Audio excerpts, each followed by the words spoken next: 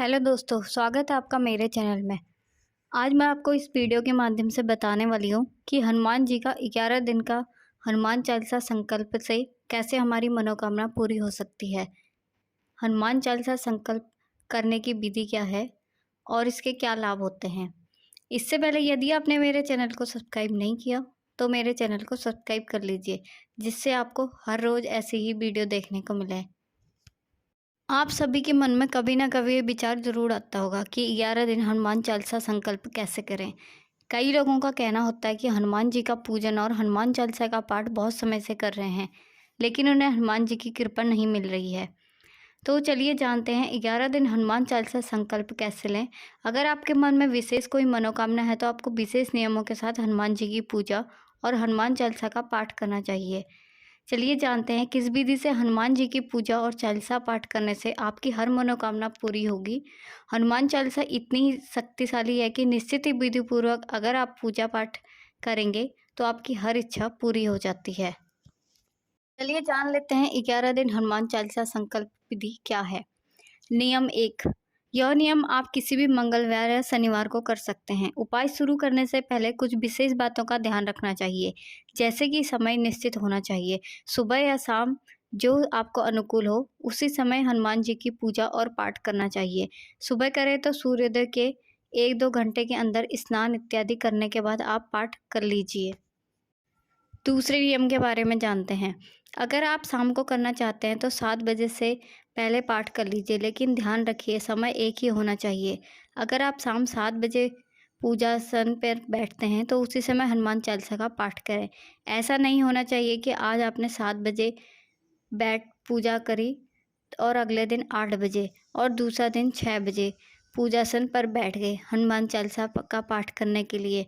यह बिल्कुल ना करें, समय एक ही रखें। सिर्फ 11 दिन अगर आप इस विधि से हनुमान चालीसा का पाठ करते हैं तो आपकी हर इच्छा पूरी होगी, आपकी हर बाधा टल जाएगी। नियम नंबर 3। आपका एक आसन ही होना चाहिए। जैसे कि हनुमान चालीसा पाठ करने से पहले आप कोई भी कपड़ा या आसन लेकर बैठ जाते हैं तो यह गलत है। और ऐसा भी नहीं कि जो आप आसन पर आप पूजा करते हैं उसी आसन पर घर की ओर कोई सदस्य पूजा बैठकर करता है। एक ही आसन होना चाहिए जिस पर बैठकर आप हनुमान चालीसा का पाठ करेंगे। नियम 4।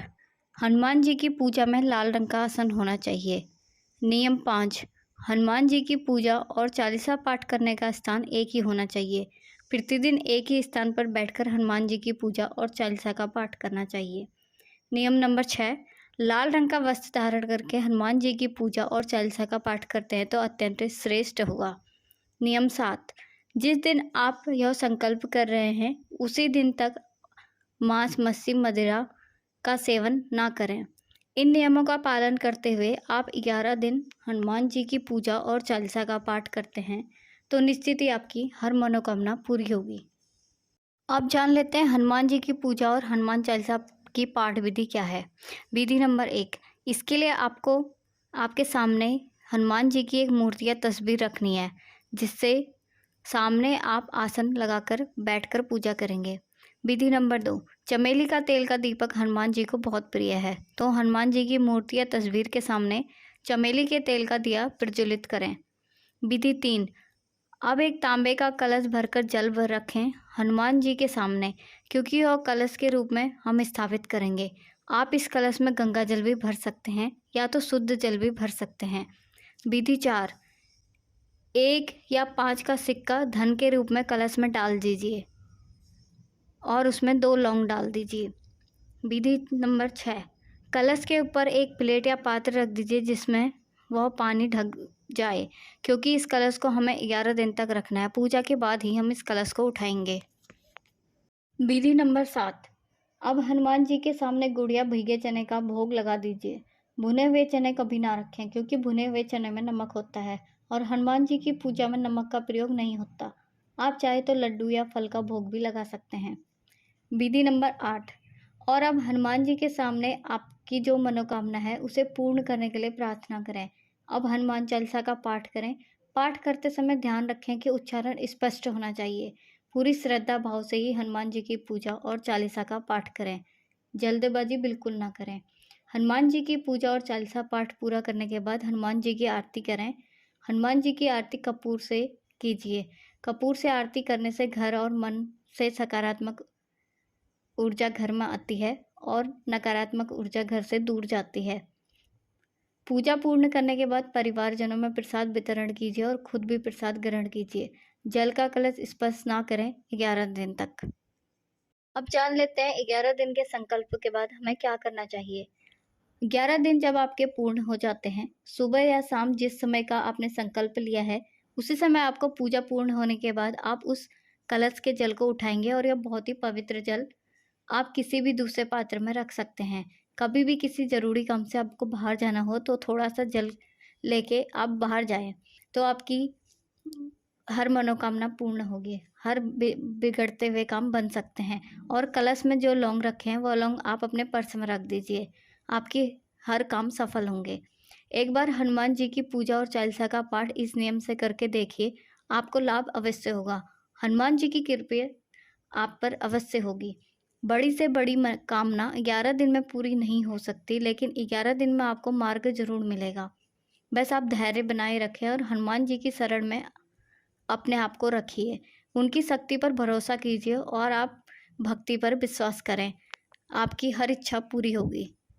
कई लोगों के मन में ख्याल आता है कि क्या महिलाएं हनुमान जी की पूजा कर सकती हैं? महिलाएं भी हनुमान जी की पूजा इस तरह से कर सकती हैं, लेकिन ध्यान रखें महिलाएं हनुमान जी को स्पर्श ना करें। हनुमान जी को स्पर्श करके तिलक पुरुष लगा सकते हैं, लेकिन महिलाएं नहीं लगा सकती। पीरियड्स के समय हनुमान जी की पूजा ना करें। महिलाएं हनुमान जी के मस्तक में सिंदूर का तिलक ना लगाएं। महिलाएं हनुमान जी की चरण में सिंदूर अर्पित कर सकती हैं। अपनी मनोकामना पूर्ण करने के लिए इस नियम से हनुमान जी की पूजा और हनुमान चालीसा का पाठ ज़रूर करें और आपका अनुभव हमसे शेयर करना बिल्कुल ना भूलें।